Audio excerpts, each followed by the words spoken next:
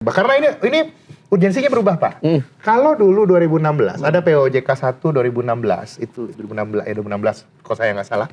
Itu mewajibkan masuk obligasi negara atau obligasi infrastruktur. Karena temanya waktu itu infrastruktur kan. Infrastruktur kita udah berhasil. Ini aku lihat untuk lembaga keuangan non banknya juga harus arahannya berbeda. Sekarang arahannya urgensinya kalau mau naik itu kita butuh banyak proyek hilirisasi habis ini. Bisnis hilirisasi, terus juga antara banyak company juga yang kemungkinan bisa IPO dan lain-lain. Nah, ini harus disupport oleh pasar modal. Betul. Ini nature-nya beda. Ini nature-nya beda. Kita lihat ya, kalau ekonominya dulu itu kita butuh mengumpulkan dana untuk infrastruktur.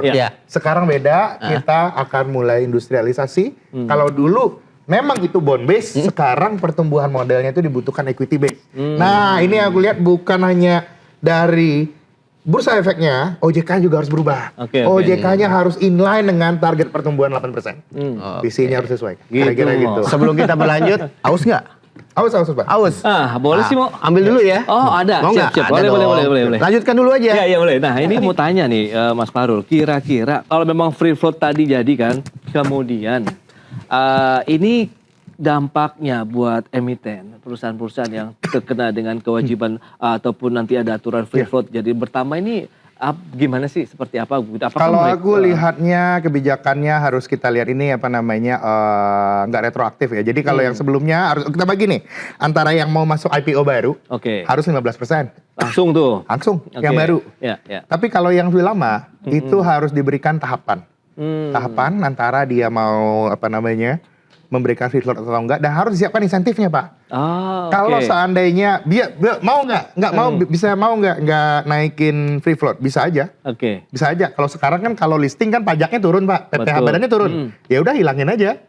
Fasilitasnya kalau nggak mau seperti itu. Jadi kita mekanisme insentifnya harus tetap jalan karena kan tiap corporate itu tiap company structure itu kebutuhan financingnya beda-beda. Nah, kita harus membuat insentif yang menyesuaikan antara kebutuhan corporate dengan juga kebutuhan bursa dan kebutuhan ekonomi terkait dengan free float ini tadi. Jadi kita mesti fair dengan betul, fairnya itu dia. Tapi kalau misalnya itu nanti jadi begitu, ada kesulitan-kesulitan tersendiri nggak sih? Mungkinkah mungkin ada persyaratan ya di dalam internal perusahaan begitu kan, persetujuan langsung kah itu investornya, kemudian jajaran komisaris dan lain-lain, begitu perlu ada rapat internal lebih dahulu atau bagaimana? Pasti itu harus direncanakan. Kayak kita harus ada rencana bisnis perusahaan yang nantinya juga butuh dilaporkan ke bursa dan lain-lain. Itu pasti akan dilakukan, dan karena itu yang saya ceritakan nggak bisa dalam waktu pendek. Kasih rentang 1 tahun. Bertahap. Jadinya kan dia di bursa tapi dikit aja, Pak. Kita nggak usah nyebut merek saham ya. Dia ada di market tapi memang free floatingnya nggak banyak. Dia cuma dia gara-gara dari dulu. Betul. Sekarang dia sudah self-sustaining financing, dia nggak red issue lagi, nggak ngapa-ngapain, ya udah itu makin hari ya free floatnya nggak bisa naik. Nah, kita harus paham juga ada yang seperti itu. Jadi nanti aku lihat jangan yang terlalu strict, harus ada, jangan saklek tapi ada insentifnya. Jadi misalnya ya ini kalau seandainya nggak memenuhi free float, ya itu fasilitas pajak yang turun gara-gara listing berkurang. Kan soalnya yang listing nanggung kan juga banyak gitu kan. Listing mau keluar listing enggan listing enggan keluar tak mau kan banyak kejadian. Nah, itu juga kita mesti clear. Ini sistem insentifnya. Jadi yang aku lihat ke depannya ini ya, bahwa setiap putusan untuk ngambil corporate ini supaya di ekonomi kita bagus juga semuanya harus mengerti konsekuensi. Itu dia konsekuensinya. Minum dulu, Mas Fahrul. Silakan. Yuk, mari.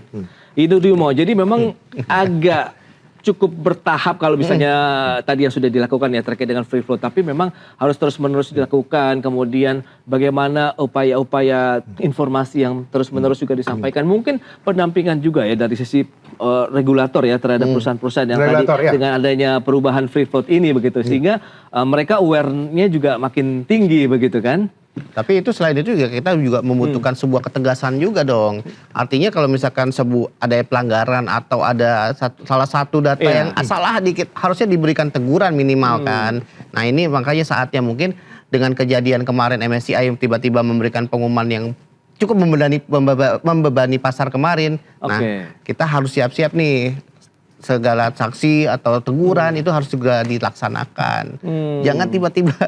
Ya gimana Mas kalau menurut Mas sendiri? Kalau saya ya ini memang jadi momentum kita meningkatkan governance. Yes, Governance-nya harus lebih baik. Karena gini, harusnya ya tahun ini kita periode likuiditas itu banyak banget loh Pak. Iya. Aku tadinya itu nggak heran misalnya ya IHSG ini sebentar lagi itu nyampe 10.000. Harusnya mungkin bulan-bulan ini, akhir bulan ini atau Maret itu udah 10.000 Pak sebenarnya. Trennya lagi enak padahal. Itu banget lagi ya. enak. Jujur kan? Terlepas dari segala hal yang kejadian, ini trennya itu lagi naik. Dan memang ekonomi kita lagi butuh. Betul. Ekonomi kita lagi butuh. Tapi di satu sisi, aku ngeliat ini blessing in disguise juga ya. Lebih baik kita ditegur ketika sekarang. Ketika kita masih banyak ruang untuk memperbaiki diri. Betul. Nah, ini aku lihat ini udah lebih baik tuh kan kemarin kita ditegur. Nanti bayangin ya misalnya ketika ini untung ya ini misalnya kita ditegurnya nggak ketika Amerika lagi mau potong bunga, ketika dunia lagi tightening. Waduh Pak. Iya. Kalau sekarang ini lagi enak nih Betul, sebenarnya iya, lagi iya. enak kita ditegur dulu. Oke. Pas kita lagi banyak bantalan, kita lagi ini jadi kita bisa berubah lagi jadi untuk mawas diri loh. Ini harus momennya pas nih Mo. Momennya Kita berbenah diri lah ibaratnya. Momennya pas. Kalau saya selalu percaya Pak, Indonesia ini disayang Tuhan Pak. Oke, itu dia. Setuju. Nah, kalau tadi dari sisi korporasi, kemudian aturan free float di mana pemerintah, otoritas pasar modal, otoritas bursa juga sedang benar-benar mereka bersinergi kuat lah saat ini. Kalau memang ada katakan momentum. Nah, buat investornya sendiri ada benefit apa yang bisa didapatkan dengan free float yang Kalau bersama? untuk investor, ini terutama ini ya, ini juga isu buat investor institusi lokal sama yang global juga tadi itu. Oke. Kalau free floatnya ini udah makin meningkat. Tapi ini saya lagi ya, meningkat harus bersama dengan kualitas Pak. Betul. Benar. Iya. Karena meningkatnya ini bisa dengan banyak hal kan. Nah, jadi meningkat dengan kualitas. Maka investor itu persepsinya ke Indonesia is investable. Bukan hanya quotation kan kalau orang pasar ini lihat itu ada kuotasi harga. Pertanyaan kita nggak lihat harga itu aja Pak. Hitable nggak? Aku sekarang mau beli satu hari 20 miliar dimakan nggak? Ada yang makan nggak? Kalau saya beli 20 miliar harganya gerak nggak? Kalau harganya gerak, ini harganya palsu ini kalau saya beli 20 miliar ternyata gerak kan? Ternyata volumenya nggak ada. Nah hal kayak gitu. Kalau itu untuk jadinya untuk investor, kalau seandainya ini berhasil dinaikkan dan jadi lebih bagus. Ini sekali lagi ya, saya fokus saat ini bukan untuk naik ke 20-nya. Tapi untuk bagaimana perbaikan kualitas dari free float itu tadi. Begitu itu lihat, investor akan lihat harganya memang benar nih. Kalau harganya memang benar, ini ya, kalau harganya memang benar, udah mulai terefleksi, saya baru bisa beneran pakai analisa fundamental saya Pak. Nah kalau kemarin-kemarin, wah ini kita jadi ngira-ngira kan, kira-kira wah ini harga ini karena faktor ABC. Nah kita jadinya ABC, yang seringkali faktor ABC itu bukan faktor fundamental. Nah kalau faktor ini sudah kita selesaikan,